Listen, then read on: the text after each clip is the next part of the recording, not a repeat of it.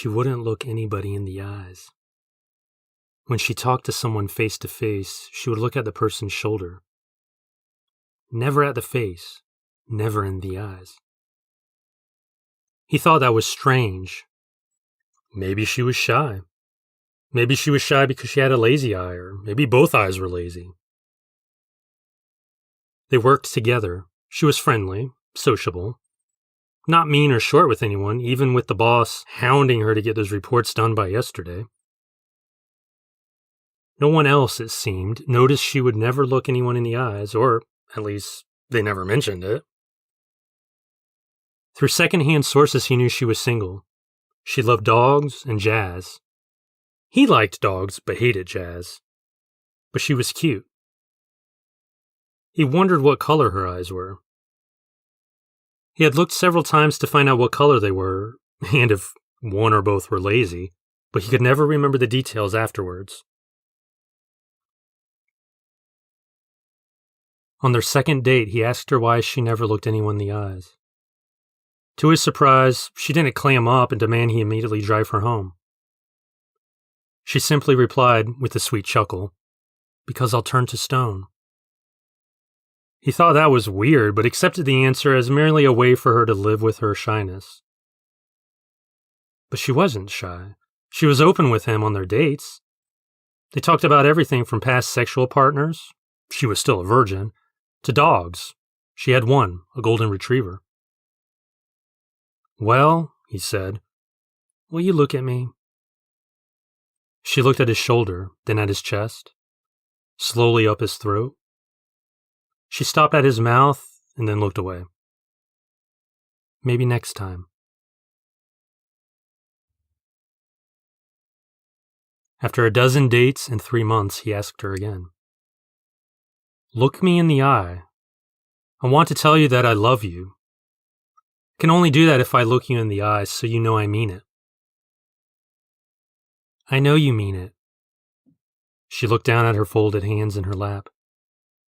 "Say it anyways." He sighed and did.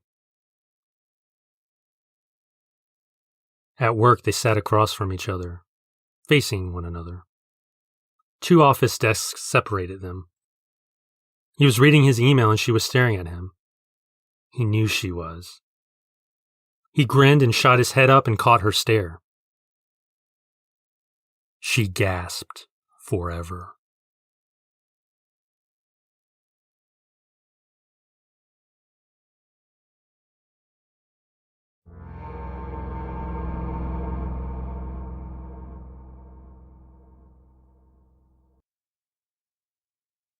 Some weird stuff happened to me and my family when I was 8 years old. One night, like every other night before, I went to bed at 9 o'clock. It was just another school night. I fell asleep as usual. I woke up in my parents' room. My mom was screaming. According to them, I was sleepwalking and had walked into their room without being noticed. My mom eventually saw me as I walked towards her. She said I was twitching, my face and arms spasming. I was unresponsive, only coming to when my mom screamed. A few months later, on another normal night, my dad came upstairs to check on me. He found me standing in my bedroom, in the dark, staring at my closet. According to him, I was unresponsive again. This time, I wasn't twitching. I just stood deathly still and stared at the shut closet door. He gently nudged me awake. He guided me back to bed where I slept the rest of the night. It was during summer vacation that the next incident occurred. I was sleeping over at my cousin's house. I woke up my uncle by simply standing over him. Again, I was unresponsive until he shook my arm. I never acted like that again. Until last night. However, before I get to that, let me tell you about other weird events which happened when I was 8. Another night. I couldn't sleep. I wasn't afraid to sleep. No, I just wasn't tired. My younger brother crept into my bedroom. He softly asked if I was awake. I sat up and asked him if he was okay. He told me his baseball just started bouncing around his room. Weird. I didn't hear anything. I definitely would have heard a baseball striking a floor, especially if it repeatedly bounced. I told him it probably just fell off his shelf, but he said it was sitting on the floor when he went to bed. I told my mom about it the next day. She clammed up and brushed it off as just my brother's imagination.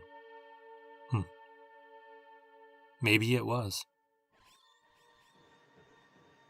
A week later, we had another incident.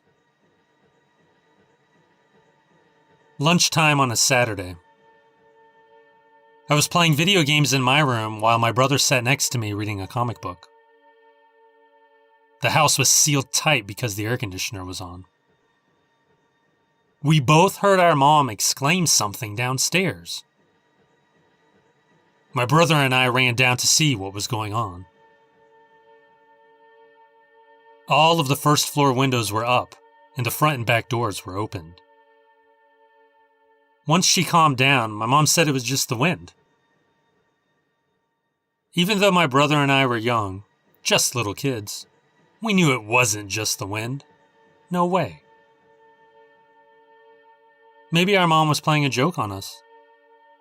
Maybe she opened everything. Maybe. The next day, our garage door opened on its own. My dad closed it, but it opened again about 20 minutes later. He and my mom thought that maybe someone else had a garage door opener that worked on the same radio frequency as ours. My dad said he'd call the garage door company the next day to get ours changed. In the meantime, he unplugged the door opener. Once he stepped off the ladder, the door opened on its own.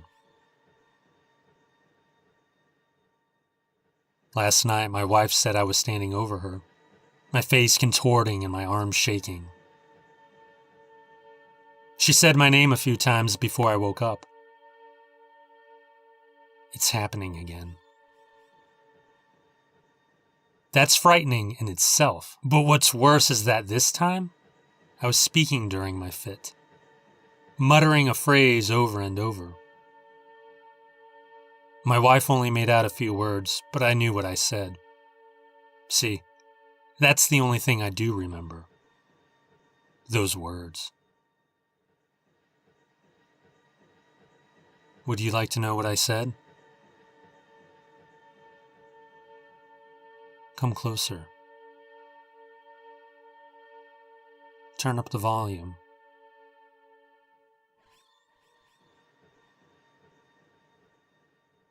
I said,